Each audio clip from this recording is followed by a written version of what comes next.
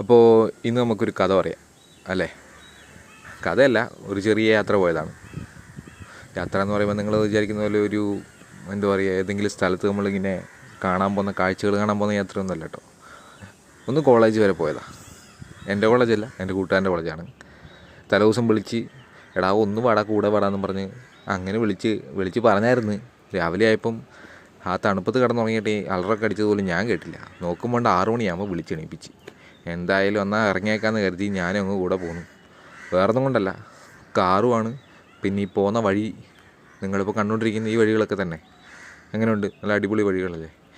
അപ്പോൾ ഇങ്ങനെ ഒരു വഴിയിലൂടെയൊക്കെ ആയതുകൊണ്ട് മഴയൊക്കെ ഉണ്ടെങ്കിൽ അടിപൊളിയാണെന്നൊക്കെ വിചാരിച്ചങ്ങ് ഇറങ്ങിയതാണ്. രാവിലെ മഴ ഉണ്ടായിരുന്നു, പക്ഷേ എന്തോന്നറിയില്ല, വണ്ടി സ്റ്റാർട്ട് ചെയ്ത് പോകാൻ തുടങ്ങിയപ്പോഴേക്കും മഴ അങ്ങ് കുറഞ്ഞു. എന്തായാലും നനഞ്ഞു കിടക്കുന്ന ഈ റൂട്ടിലൂടെ നമ്മളങ്ങ് യാത്ര തുടങ്ങി. നല്ല അടിപൊളി വഴികളാണ് കേട്ടോ. മഴ പെയ്ത് തുറന്നുകൊണ്ടായിരിക്കും മഞ്ഞെല്ലാം ഇങ്ങനെ കയറി കിടപ്പുണ്ട്. നല്ല അടിപൊളി വ്യൂ ആണ് കേട്ടോ ആ പോകുന്ന വഴിയെന്ന് പറയുന്നത്. ഇത് നമ്മൾ പോകുന്നത് സാധാരണ നമ്മൾ മംഗലാപുരത്തേക്ക് കാസർഗോഡ് നിന്ന് പോകുന്ന വഴിയല്ല. മീൻസ് വേറൊരു റൂട്ടാണ്. എൻ്റെ ഏരിയയിൽ നിന്ന് നമ്മളൊരു എന്താ പറയുക, ബോവിക്കാനം ചേർക്കള റോഡ് വഴി നമ്മൾ കയറുന്ന റോഡാണ് കേട്ടോ ഇത്. ആ വഴി പോകുമ്പോൾ കാണുന്ന കാഴ്ചകളാണ്. നമ്മൾ കൂടുതൽ ഭാഗങ്ങളും അങ്ങനത്തെ ഒരു ഫോറസ്റ്റ് ഏരിയ പോലത്തെ സ്ഥലത്തുകൂടിയാണ്. നല്ല അടിപൊളി വ്യൂ ആയിട്ടുള്ള, മീൻസ് അധികം തിരക്കോ ഒച്ചപ്പാടോ ബഹളോ ഒന്നും ഇല്ലാത്തൊരു വഴിയിലൂടെയുള്ള യാത്രയാണ് ഇത്. എന്തായാലും ഫുൾ ടൈം നമുക്കൊരു എത്ര വേണമെങ്കിലും സ്പീഡിൽ ഓടിക്കാം, അല്ലെങ്കിൽ സമാധാനമായിട്ട് വണ്ടി ഓടിക്കാം. ഒരു പാട്ടൊക്കെ കേട്ട് പോകുമ്പോൾ അടിപൊളിയാണ്.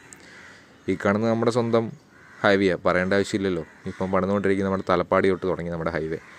അതിൻ്റെ കാര്യം എന്താവുമെന്നൊന്നും ഒരു പിടുത്തമില്ല, പക്ഷേ കാണാൻ നല്ലതാണ്. ഇത് പറഞ്ഞുകൊണ്ടിരുന്ന് കുറച്ചങ്ങ് എത്തിയപ്പോഴേക്ക് തലപ്പാടി എത്താനാകുമ്പോഴേക്കും മഴയും പെയ്തു. എന്തായാലും അങ്ങനെ മഴ കാണണം എന്നുള്ള ആഗ്രഹം സഫലമായി. അപ്പം മഴയത്തൊരു പാട്ടൊക്കെ കേട്ട് ഞങ്ങളങ്ങനെ മംഗലാപുരത്തേക്ക് എത്താനായിക്കൊണ്ടിരിക്കുകയാണ് കേട്ടോ. അങ്ങനെ നമ്മൾ അവസാനം യാത്രകളൊക്കെ കഴിഞ്ഞ് മാംഗ്ലൂരെത്തി.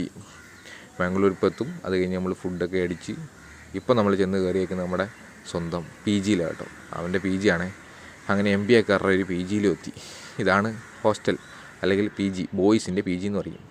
ഇതവിടുത്തെ പിള്ളന്മാരാണ്, MBA സ്റ്റുഡൻസ് ആട്ടോ ഇരിക്കുന്നതെല്ലാം. അമ്മമാരിപ്പം പോവും. അമ്മമാർക്കെല്ലാം എന്തോ പ്രൊജക്റ്റും പരിപാടിയാണെന്നും പറഞ്ഞിട്ടാണ് എന്നെ കൂട്ടിക്കൊണ്ട് വന്നത്. ഇനി എൻ്റെ കാര്യം അതോ ഗതി, ഞാൻ ഇനി ഇവിടെ കിടക്കണം. എന്തായാലും അമ്മമാർ ഒന്ന് അവിടെ കിടന്നുറങ്ങാം. അപ്പം ബൈ.